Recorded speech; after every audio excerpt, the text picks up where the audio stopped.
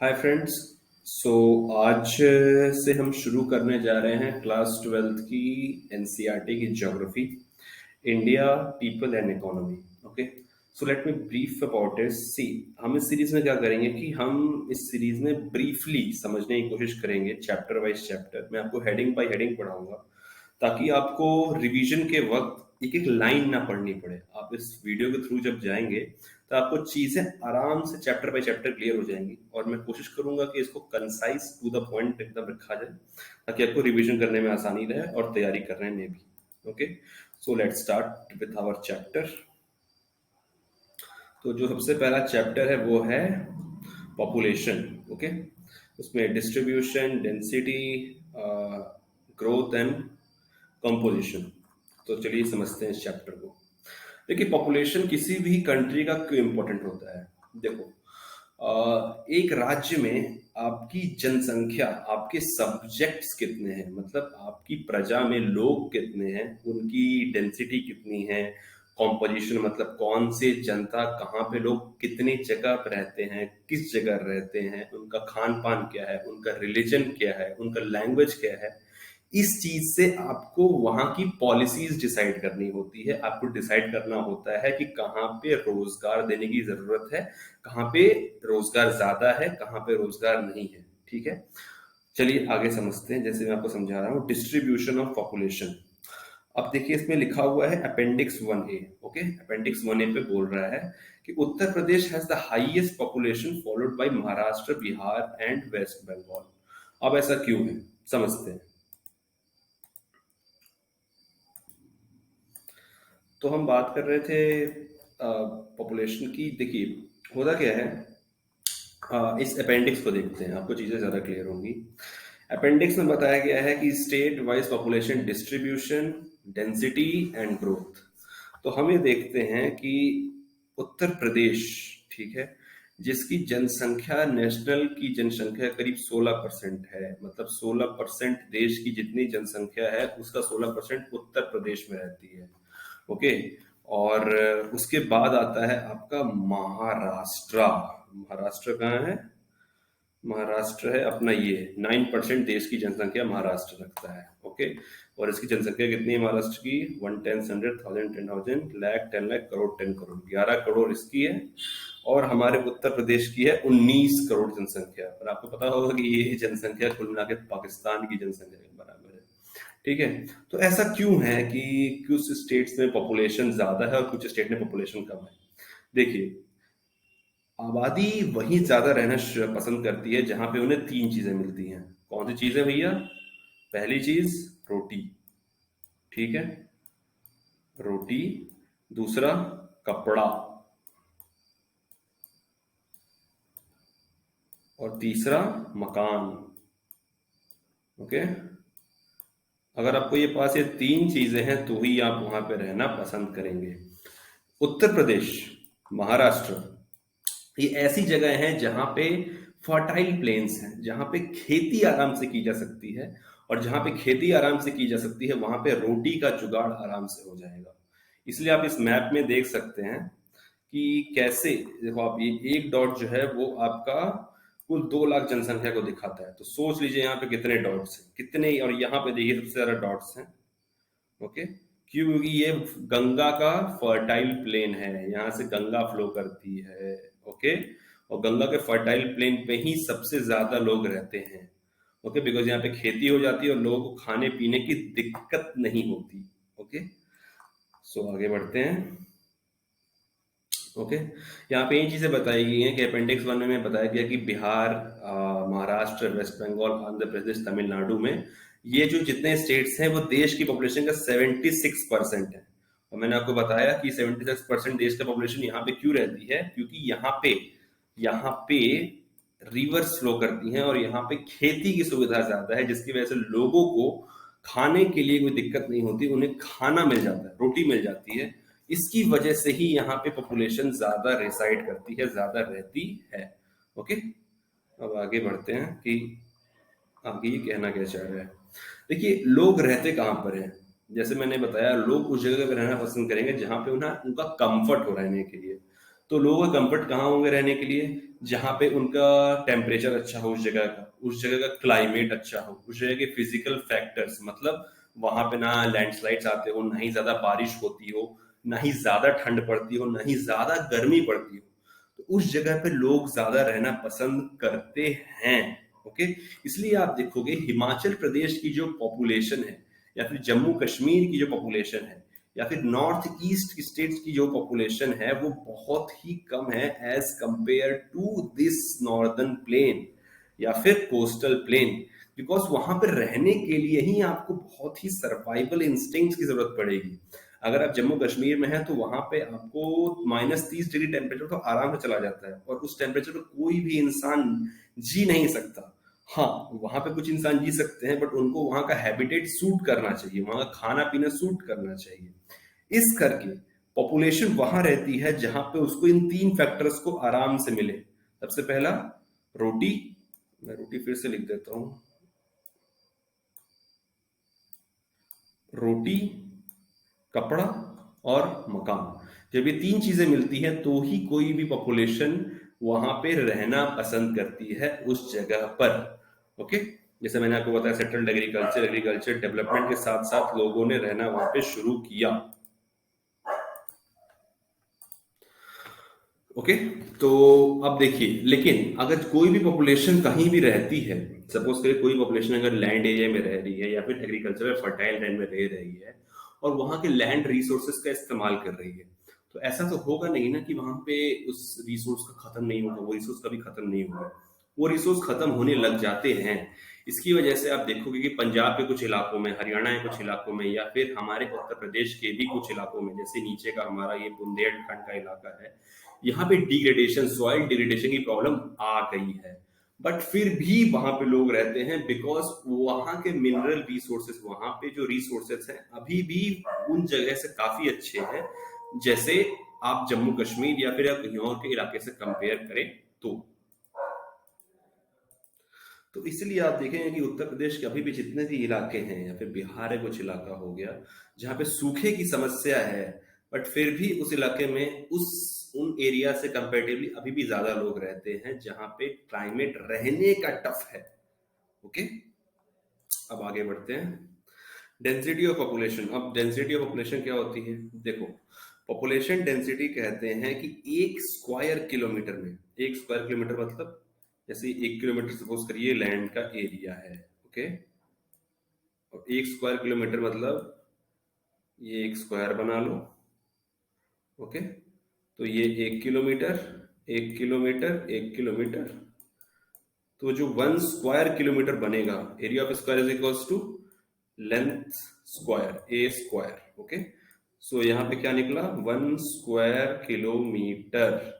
तो जो 1 square kilometre में जितने भी लोग रहते हैं, ठीक है, उस चीज को कहते हैं पॉपुलेशन डेंसिटी। ओके, तो इंडिया में ऐसा कहा जाता है, 2011 के सेंसस के हिसाब से, अभी का सेंसस तो आया नहीं है, तो 2011 के सेंसस के हिसाब से 382 पर्सन जो है पर स्क्वायर किलोमीटर में रहते हैं। ओके, हालांकि ये नंबर काफी बढ़ गया है बिकॉज आपका जो 1951 में था, जब देश आजाद हुआ और गणतंत्र बना, उसको उस टाइम पे 117 लोग थे पर स्क्वायर किलोमीटर में, तो एक काफी बड़ा इजाफा है नंबर्स का। ओके, तो आगे बढ़ते हैं, क्या है इसमें आगे बताया गया है कि अगर आप अपेंडिक्स 1A पे चलें, अपेंडिक्स 1A बताता है कि जितने पॉपुलेशन है, ठीक है, उसमें ग्रोथ रेट, सबसे ज्यादा ग्रोथ पॉपुलेशन में कितनी हुई है, डेकेडल ग्रोथ रेट,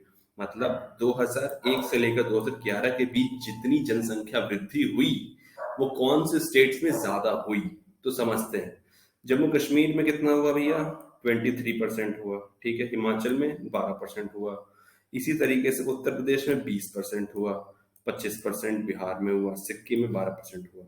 अब ये डेटा कहना क्या चाहता है, ये डेटा कह रहा है कि among the northern states, Bihar, West Bengal and Uttar Pradesh have the highest densities, while Kerala, Tamil Nadu have densities among the peninsular states. Bihar, Uttar Pradesh और वेस्ट बंगाल में पॉपुलेशन डेंसिटी बहुत ज्यादा है, इतनी है। और कोस्टल एरियाज में तमिलनाडु और केरला की डेंसिटी ज्यादा है। Okay, the density of population as discussed in the earlier paragraph is crude measure of human land relationship. अब जैसे मैंने बताया कि डेंसिटी ये बताती है कि इंसान और लैंड में क्या रिलेशनशिप है, मतलब वहां की जो लैंड है वो उसको सूट कर रही है कि नहीं, उसकी जरूरतों को पूरा कर रही है कि नहीं, ये चीज वहां की लैंड डेंसिटी बताती है। ठीक है, क्योंकि आप रहेंगे तो वही ना जहां पे आपकी जरूरत पूरी हो रही हो। अगर वहां की जमीन आपकी जरूरत नहीं पूरी कर पा रही है तो ऑब्वियस सी बात है कि आप नहीं रहेंगे। अब आप देखिए इस मैप के थ्रू ये क्या बताना चाहता है। अब ये देख पा रहे हैं, छोटा सा दिल्ली का जो इलाका है, यहाँ की पॉपुलेशन डेंसिटी बहुत ज्यादा है। कारण क्या है? देखो, दिल्ली जो है एक इंडस्ट्रियल हब है। ओके, वहां पे रोजगार के अवसर बहुत बहुत ज्यादा है।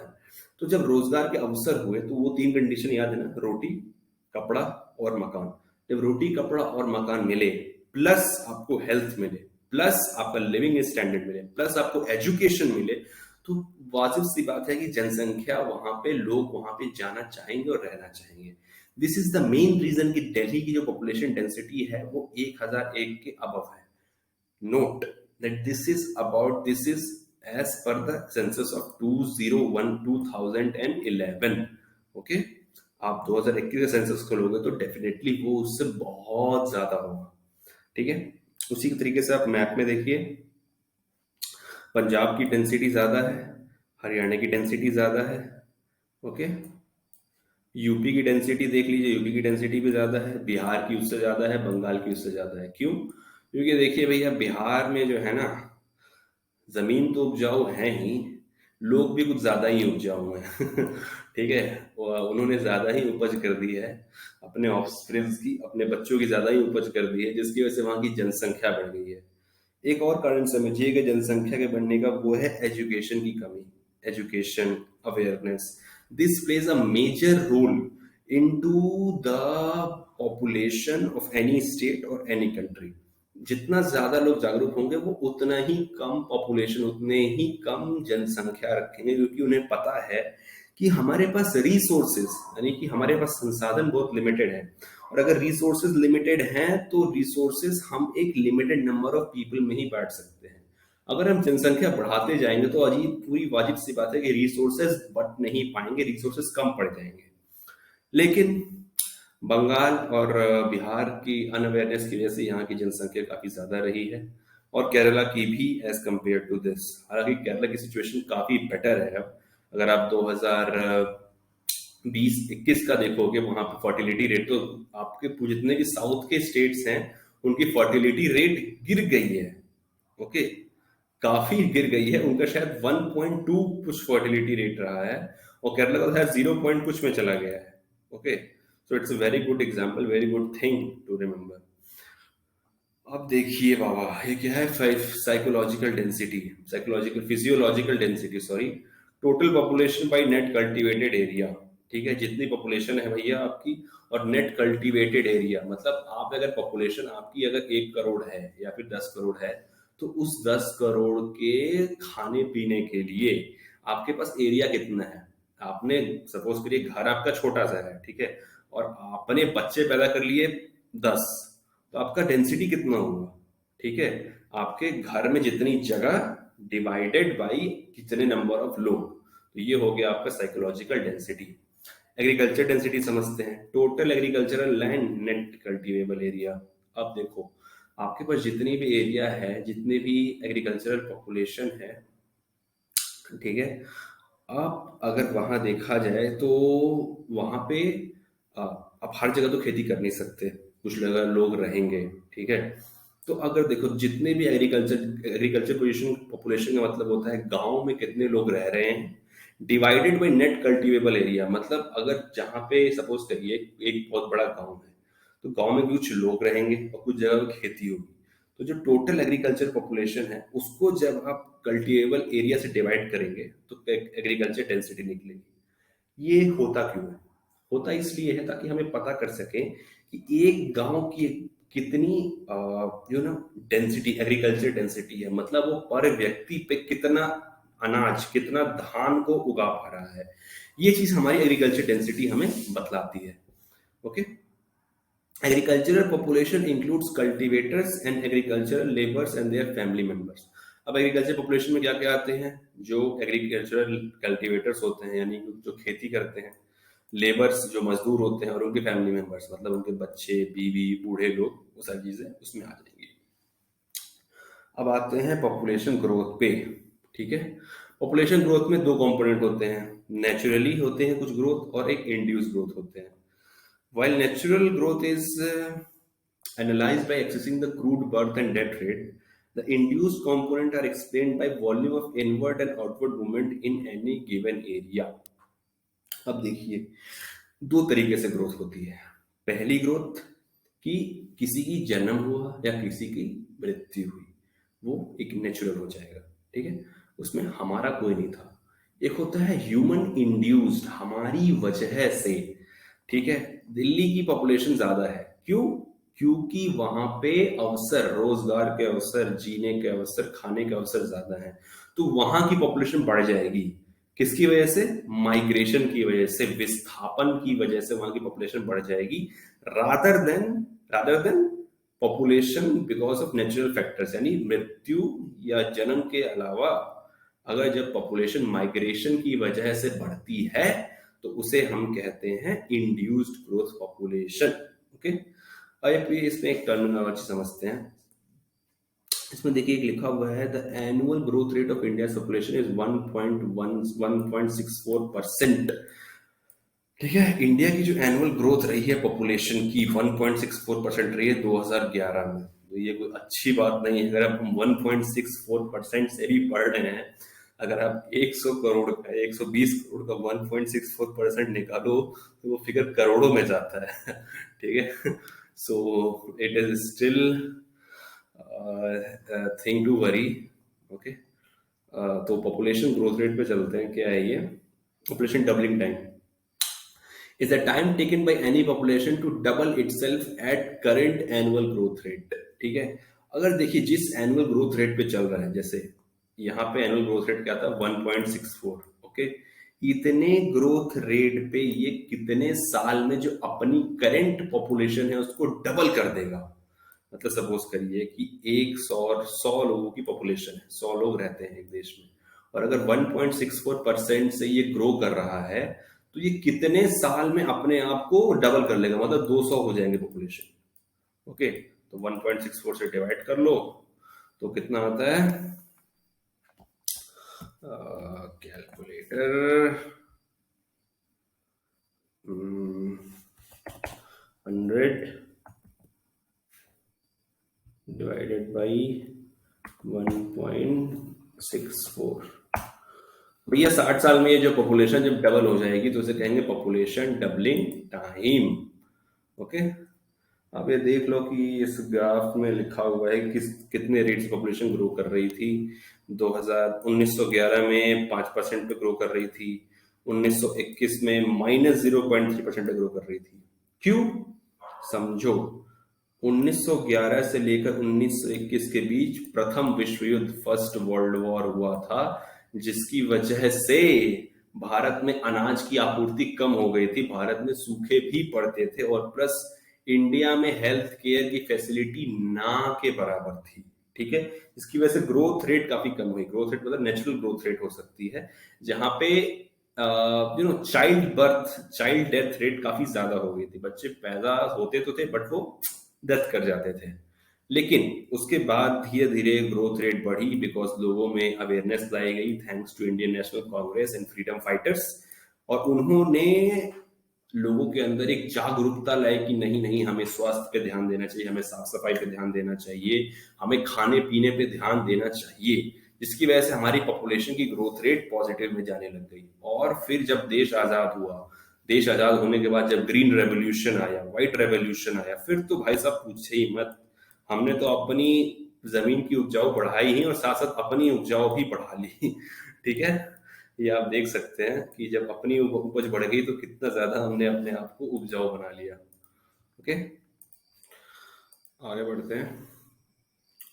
ये इसका टेकेटल ग्रोथ रेट का फॉर्मूला है, P2 minus P1 upon P2 into 100।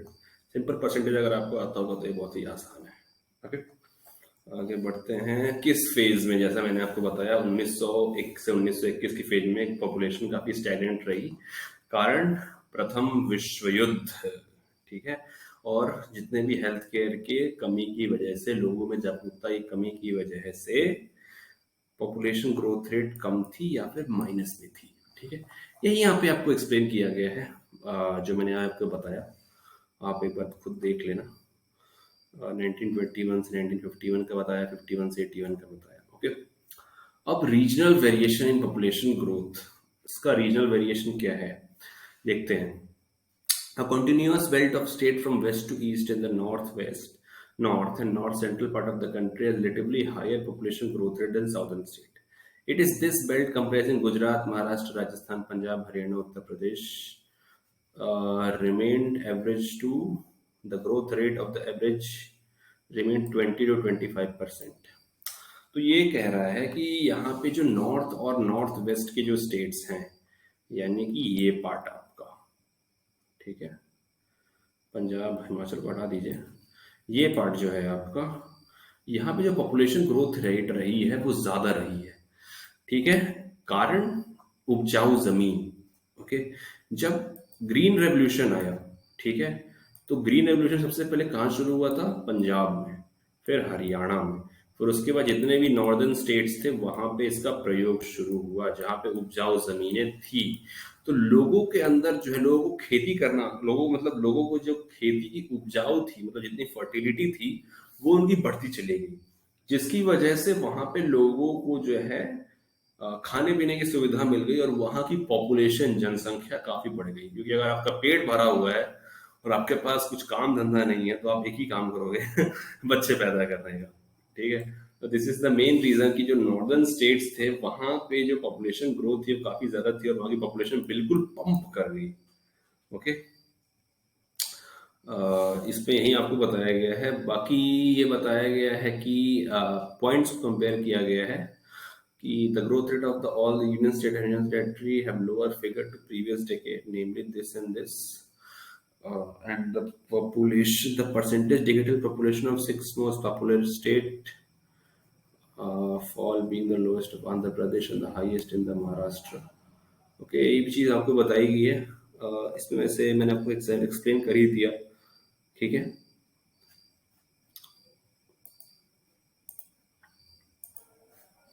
हालांकि फ्रेंड्स, जब 1991 से 2001 के बीच, ठीक है, अगर आप कंपेयर करोगे उस पॉपुलेशन की ग्रोथ रेट को विद द 2001 टू 11, तो उसमें कुछ कमी आई है। देखो, during 2001 to 11 the growth rate of almost all state and union territory have registered a low figure compared to the previous decade, ठीक है। ऐसा क्यों हुआ, समझने की कोशिश करते हैं।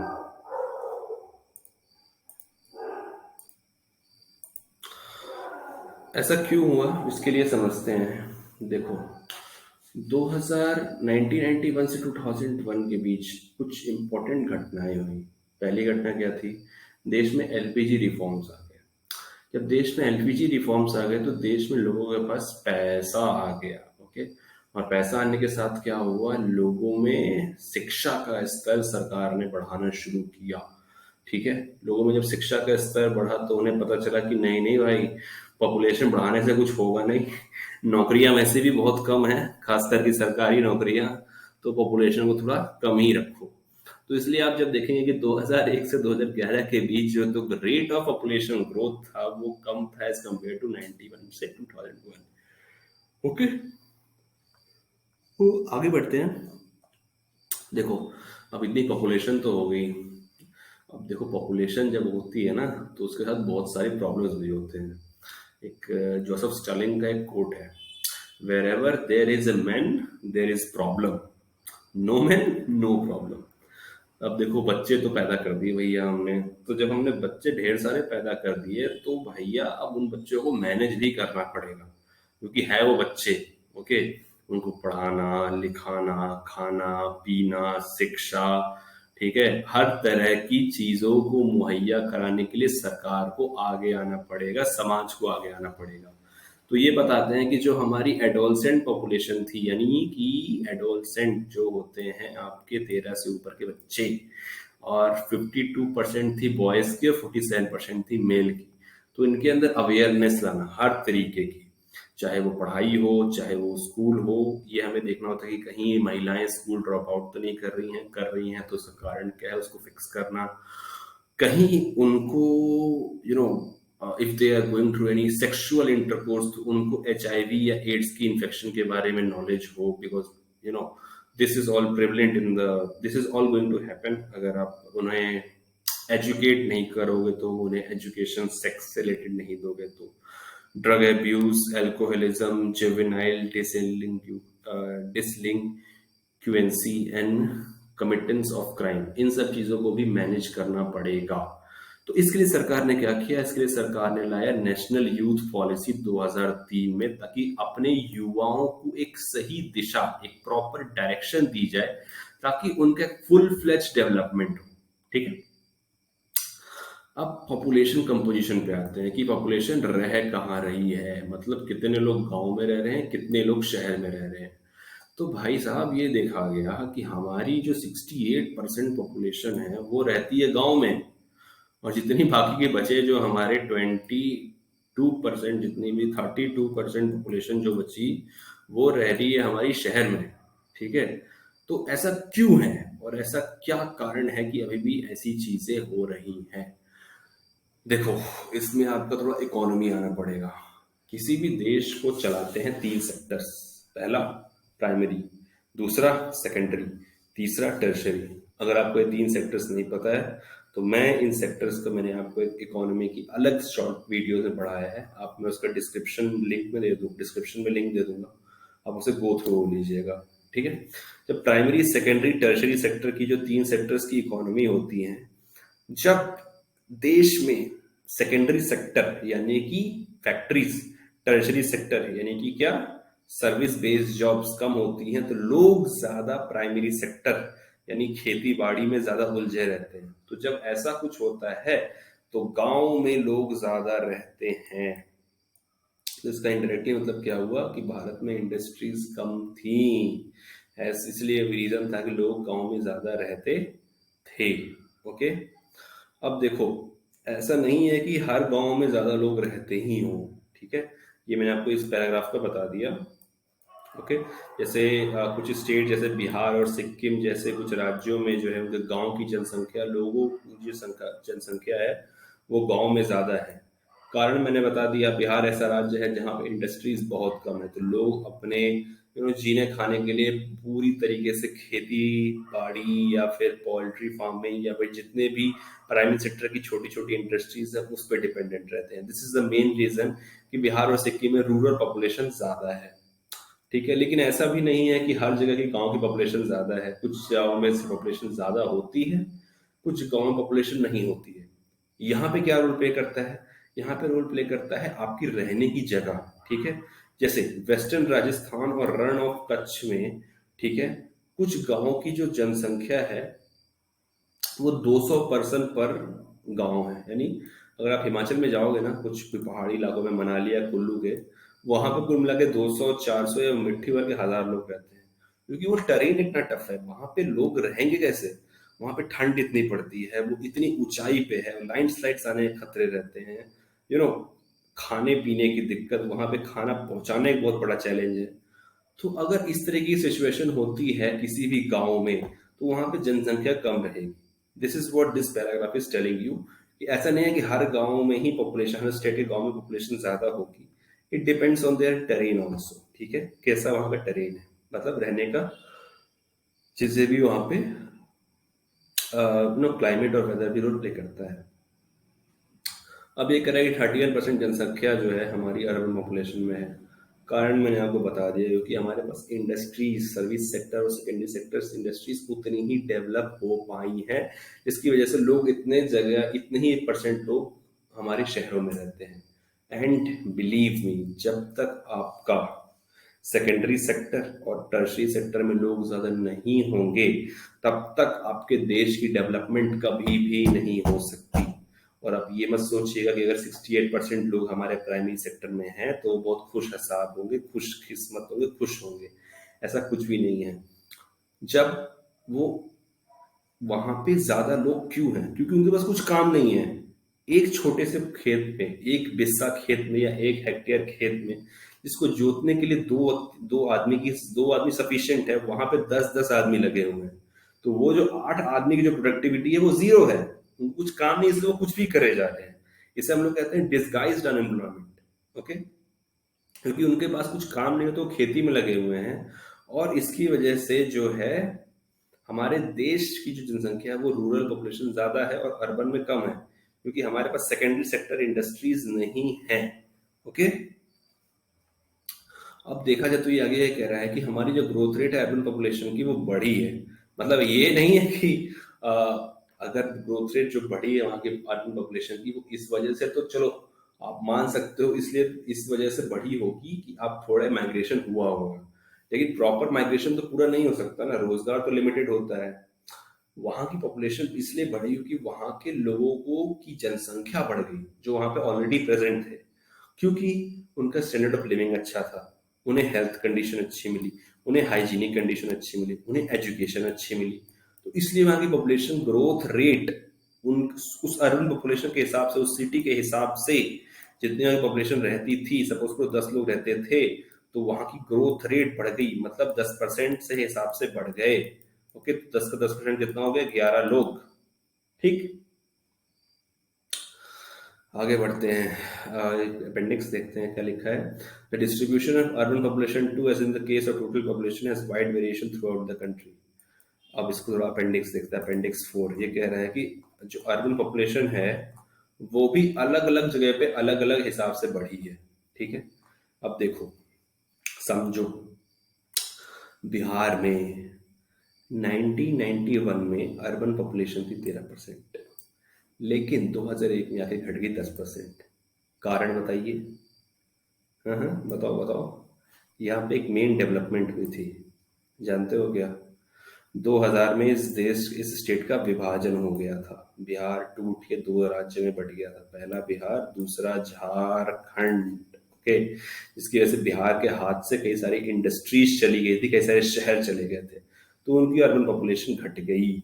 दूसरा, ठीक है, बिहार एक ऐसा राज्य है जहां पे इंडस्ट्रीज थी तो, लेकिन इंडस्ट्रीज वहां के लोग सस्टेन नहीं कर पाए, वहां की गवर्नमेंट सस्टेन नहीं कर पाई, बिकॉज वहां पे करप्शन ज्यादा था। यहाँ पे और भी सारी चीजें ज्यादा थी जहां पे इंडस्ट्रीज सूट नहीं कर पाए, वो इंडस्ट्रीज को बुला नहीं पाए, जिसकी वजह से वहां पे लोगों, वहां पे शहर में इंडस्ट्रीज नहीं रह पाई, तो वहां की पॉपुलेशन भी नहीं बढ़ पाई और घट गई। ओके,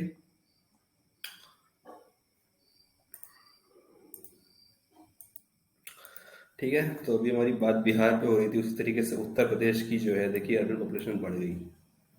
ठीक है, ग्रोथ रेट थोड़ी कम थी लेकिन बढ़ गई, बिकॉज नोएडा जैसे बड़े शहर उत्तर प्रदेश में आ गए और वहाँ पे इंडस्ट्रीज, आईटी इंडस्ट्रीज लगनी शुरू हो गई। या फिर कानपुर में जो वहाँ के रबड़ फैक्ट्री थी, या फिर वहाँ पे जो लेदर फैक्ट्री थी कानपुर के, वहाँ पे लोगों को एम्प्लॉयमेंट मिली, तो वहाँ पे अर्बन पॉपुलेशन काफी बढ़ गई।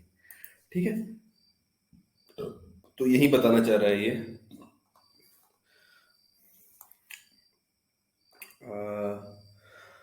हाँ, तो फिर यही सारी चीजें हैं। The urban rural relation is conspicuous in case of urban areas along the main road link.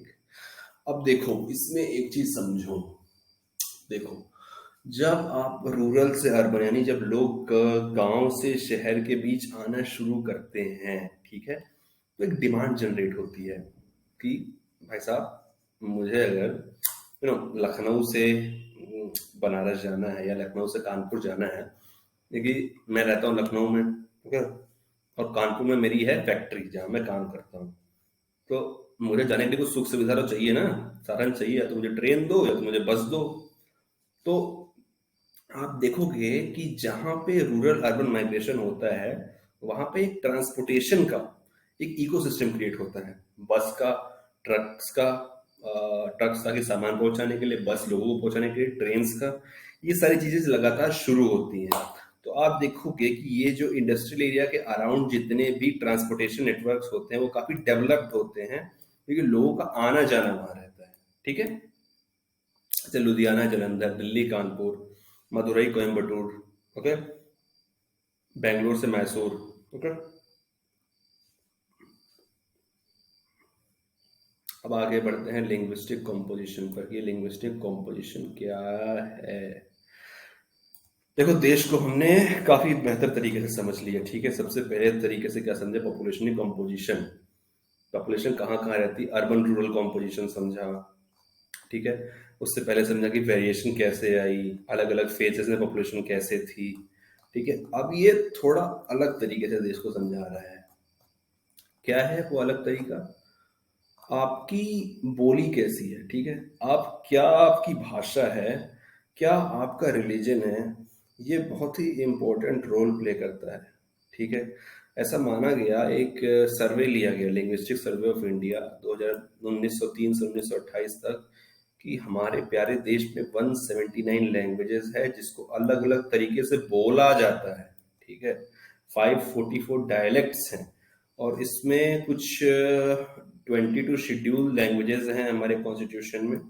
ठीक है, एंड नंबर ऑफ, और बहुत सारे नॉन शेड्यूल्ड लैंग्वेजेस हैं, ये बताया गया।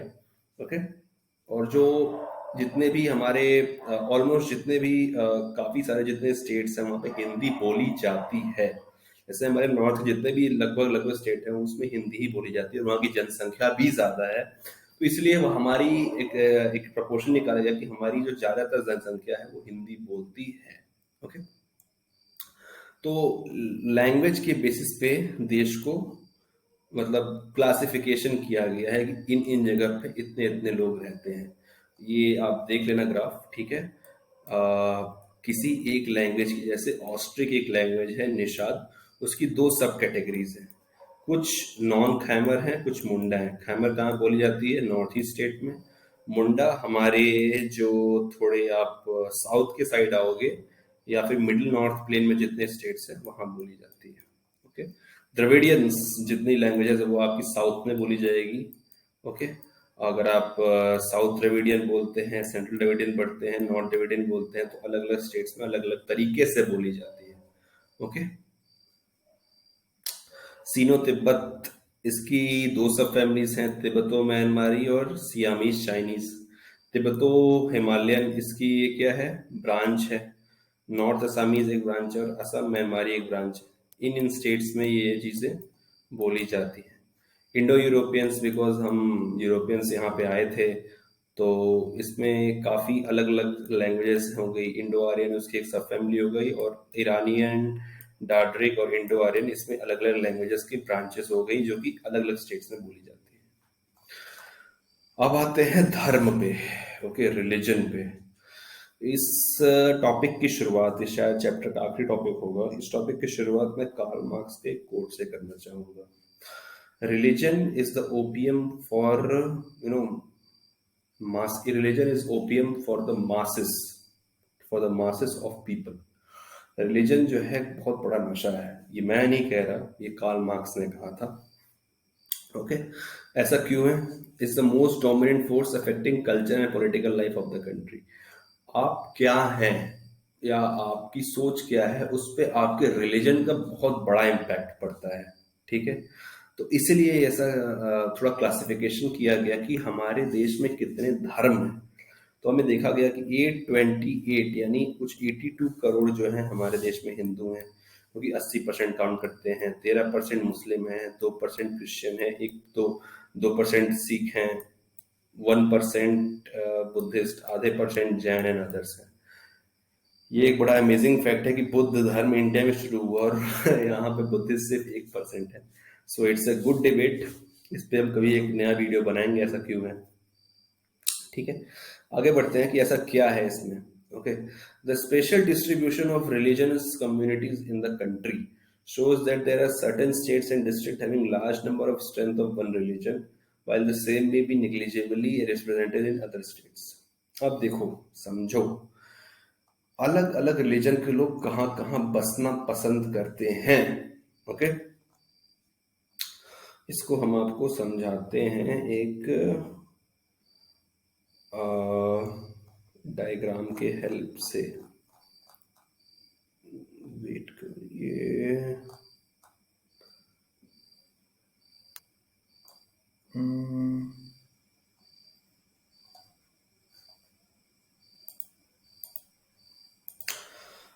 फ्रेंड्स, आप एक अपेंडिक्स देखिए।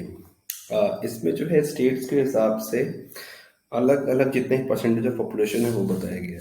तो आप ये देखोगे कि मोस्टली जितने भी स्टेट्स हैं वहाँ पे हिंदू पॉपुलेशन ज़्यादा है, क्योंकि इंडिया इज इंडिया में हिंदू रिलीजन पॉपुलेशन ज़्यादा है। ओके, आप ये देख सकते हो। लेकिन कुछ स्टेट्स में आप देखोगे कि मुस्लिम पॉपुलेशन भी ज़्यादा रही है, जैसे JNK हो गया।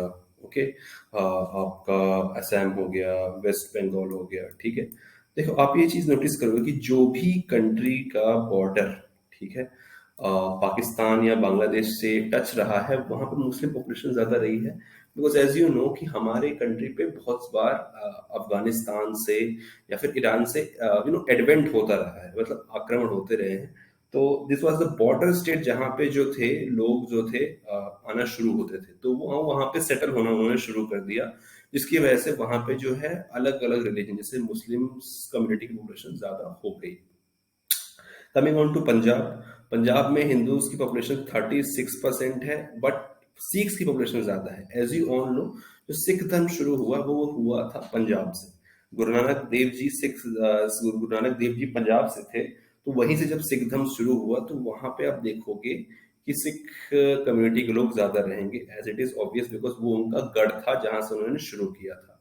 Chandigarh, 78% Hindus, 3.9% Muslims, 0% Christians, and 16% Sikhs. Okay, as you all know it, because Chandigarh is the population capital city of Punjab as well as Haryana. That was the main reason. Okay, जो मैं आपको यहाँ पे बता रहा था। ओके, आगे बढ़ते हैं। जैसे मैं आपको बता रहा था, Muslim community the largest religious minorities जो कि जम्मू कश्मीर, वेस्ट बंगाल, केरला में है, और कुछ डिस्ट्रिक्ट्स ऑफ उत्तर प्रदेश और लक्षद्वीप में भी काफी पॉपुलेशन है, ये ऐसा NCERT बताती है। अब रिलीजन एंड लैंडस्केप क्या होता है? देखिए, किसी भी रिलीजन का जो है एक अपना पर्टिकुलर अपने आप को मैनिफेस्ट करते हैं कि भाई ये हमारी एक धार्मिक जगह है जहाँ पे हम गैदर होते हैं अपनी पूजा प्रार्थना या फिर दुआ करने के लिए। तो ऐसे जगह पे जहाँ पे आप अपनी रिलीजियस एक्टिविटी परफॉर्म करते हो, वो आपका होता है रिलीजियस लैंडस्केप। जैसे हमारा मंदिर हो गया, मस्जिद हो गई, गुरुद्वारा हो गया, चर्च हो गया, ये हो गया जगह रिलीजियस लैंडस्केप। ओके, आगे बढ़ते हैं। देखिए, बताया गया है कि जैन्स और बुद्धिस्ट किस किस स्टेट में है। बताया गया है कि जो हमारे बुद्धिस्ट हैं वो मोस्टली महाराष्ट्र में कॉन्सेंट्रेटेड थे। एज यू ऑल नो, ऐसा क्यों था? Because it was because like, see, Maharashtra was not a गढ़, बट जब भीमराव अम्बेडकर ने अपना when he got converted to Buddhism, so बहुत सारे लोग वहां पे बुद्धिज्म में कन्वर्ट हुए थे। So this might be the reason कि महाराष्ट्र में बुद्धिस्ट है। कॉन्सेंट मैं नहीं कह रहा कि ज्यादा है, but according to this book वहां पे बुद्धिस्ट हैं। Okay, and Jains are mostly concentrated in Rajasthan, Gujarat and Maharashtra. Okay, Zoroastrians हैं बट वो काफी स्कैटर्ड हैं और बहुत ही कम है। जैसे हमारे जोरास्ट्रियन मतलब पारसीज, जैसे हमारे रतन टाटा हो गए। ओके, अब आते हैं कॉम्पोजिशन ऑफ वर्किंग पॉपुलेशन। अब भैया इतने लोग तो हैं, आपने पैदा कर लिए, ठीक है, अब इनको कुछ काम धंधा भी तो कराना पड़ेगा ना, वरना घर कैसे चलेगा? घर में 10 लोग हैं और 10 लोग में से कितने लोग काम कर रहे हैं? एक भी नहीं, तो घर कैसे चलेगा? तो घर चलाने के लिए 3 तरीके के लोग बनाए गए: मेन वर्कर, मार्जिनल वर्कर और नॉन वर्कर। अब ये क्या क्या, ये कौन सी चिड़िया का नाम है? मेन वर्कर वो है जो साल में कम से कम 6 महीने तो काम करे ही, और मार्जिनल वर्कर वो है कि जो 6 महीने से कम काम करे। ओके, तो ये सारी चीजें हैं। अगर आप 6 महीने कम काम करते हैं तो आप यानी 6 महीने बैठ के खा रहे हैं, बराबर। और जो आप 6 महीने बैठ के खा रहे हैं उसका पैसा कहाँ से आएगा, उसका खाना कहाँ से आएगा, उसकी रोटी पानी कहाँ से आएगी। So this is the main reason कि इंडिया में जो है मार्जिनल वर्कर्स ज्यादा है as compared to main workers. Okay, कारण कारण सीधी सी बात है, हमारे यहाँ इंडस्ट्रीज की काफी कमी है। This is the main reason कि लोग काफी हद तक 6 महीने ही काम कर पाते हैं एग्रीकल्चर पे डिपेंड रहकर। Okay, yes, I hope you got this right now. As I am told you, पहले आपको मैंने बताया था कि जैसे आपका the proportion of working population of states and union territories show a moderate variation। States और यूनियन टेरिटरी की वर्किंग पॉपुलेशन अलग अलग होती है, जैसे 39% अगर गोवा में है तो 14% दमन एंड दीव में है। ठीक है, states with highest percentage of workers are Himachal Pradesh, Sikkim, Chhattisgarh, Andhra Pradesh, Karnataka, Arunachal Pradesh, Nagaland, Meghalaya. Okay okay, अब आप ये सोच रहे हो कि अरे नहीं नहीं भाई, यहाँ तो बहुत सारे लोग काम करते हैं तो ये सब तो बड़े अमीर राज्य होंगे। बिल्कुल नहीं, ऐसा कुछ भी नहीं है। आप ये ग्राफ देखो, आपको सब समझ में आ जाएगा। वो काम तो करते हैं, लेकिन काम कौन सा करते हैं ये तो देखो ना। आप काम की क्वांटिटी पे मत जाओ, उसी क्वालिटी पे जाओ। देखो, यहाँ पे इसकी बात हुई, एक स्टेट का एग्जांपल लेते हैं। चलो एग्जांपल ले लेते हैं छत्तीसगढ़ का। कहाँ है भाई ये छत्तीसगढ़? छत्तीसगढ़ अपना ये रहा। अब आप ये देखो कि चंडीगढ़ है, छत्तीसगढ़ ये रहा छत्तीसगढ़ अपना। अब देखो भैया छत्तीसगढ़ में क्या है। छत्तीसगढ़ में जो कल्टीवेटर्स है यानी जो किसान हैं वो कितने परसेंटेज है भाई? 25% के अप्रोक्स। ओके, और उसके बाद क्या है, एग्रीकल्चरल लेबर्स कितने हैं यहाँ पे? एग्रीकल्चर लेबर लगा लो 25 माइनस 65, तो आपका हो गया करीब 40% के अप्रोक्स। कुछ लोग हाउस होल्ड इंडस्ट्रीज, जैसे जो घर में ही इंडस्ट्री लगाते हैं, जैसे चूड़ी की हो गई या फिर कपड़े की हो गई, तो वो कितने हैं यहाँ पे? वो कुछ मिला के 1% है। और बाकी का जो फिर जो आपका बचा, कितना बचा आपका भाई साहब? कुछ 20-22% जो बचा वो लोग होंगे अदर इंडस्ट्रीज में, जैसे कोई सर्विस सेक्टर, जैसे कोई होटल में है, कोई रेस्टोरेंट में लगा हुआ है, कोई अपनी बिजनेस को छोटा सा दुकान चला रहा है। तो इसकी वजह से जो है यहाँ पर इस तरीके की स्थिति बनी हुई है कि ज्यादा से ज्यादा लोग जो है वो खेती में ही या खेती से रिलेटेड छोटे मोटे कामों में ही उलझे हुए हैं। Okay, this is depicting the occupational structure. अब आप आ जाइए एनसीआर और दिल्ली पे और चंडीगढ़ पे। अब आइए आप एनसीआर पे और चंडीगढ़ पे। आपको पता है कि चंडीगढ़ और एनसीआर में जो है फैक्ट्रीज ही फैक्ट्रीज है, लगी पड़ी है फैक्ट्रीज। तो आप देखो कि वहां पे जो अदर वर्क्स हैं वो काफी ज्यादा हैं। ठीक है, और वहां पे एग्रीकल्चर ना के बराबर है, एग्रीकल्चरल लेबर ना के बराबर है। हाउस होल्ड इंडस्ट्रीज हैं थोड़ी, वहां पे हाउस होल्ड इंडस्ट्रीज कपड़े बनाने की, अभी चूड़ियां बनाने की इंडस्ट्रीज हैं थोड़ी, लेकिन वहां पे सर्विस सेक्टर काफी ज्यादा है। तो आप देखो कि वहां की जो है पॉपुलेशन एक अलग स्टैंडर्ड पे रहती है, वहां का लिविंग स्टैंडर्ड एक अच्छा माना जाता है, सही माना जाता है। उसी तरह दमन एंड दीव, आप बोलोगे दमन दीव में इंडस्ट्री नहीं है, वहाँ इंडस्ट्री नहीं है, लेकिन वहाँ पे टूरिज्म है। वहां से टूरिज्म आ जाता है जिसकी वजह से अलग अलग टाइप के सर्विसेज, होटल, रेस्टोरेंट, ट्रांसपोर्टेशन। उसी तरह दादर नागर हवेली में भी आपको फैसिलिटी मिलती है, लक्षद्वीप में भी ये मिलती है, अंडमान एंड निकोबार आइलैंड भी मिलता है। यहाँ पे सर्विस सेक्टर फल फूल रहा है, टर्सरी सेक्टर फल फूल रहा है, जिसकी वजह से लोगों का स्टैंडर्ड, लिविंग स्टैंडर्ड काफी बढ़ा हुआ है। Okay, so we came to the end of this chapter। okay, I hope you get this। आपको चीजें समझ में आई होगी, मैं आपको समझा देता हूँ। देखो, आखिरी जो सेक्टोरल कंपोजिशन है आप ये समझ लीजिए। देखिए, प्राइमरी, सेकेंडरी, टर्शरी।